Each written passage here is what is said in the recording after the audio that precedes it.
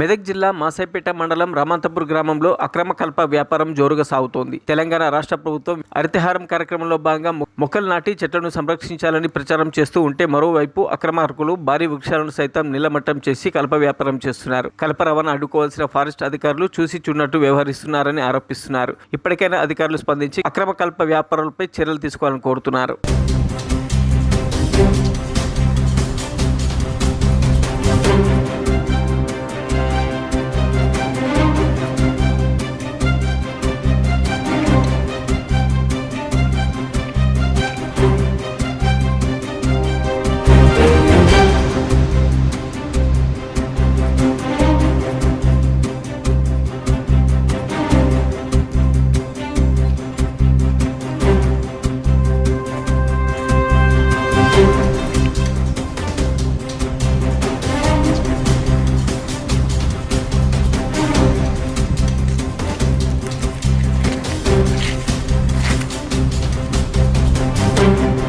మరిన్ని అప్డేట్స్ కోసం మా ఛానల్ని సబ్స్క్రైబ్ చేయండి.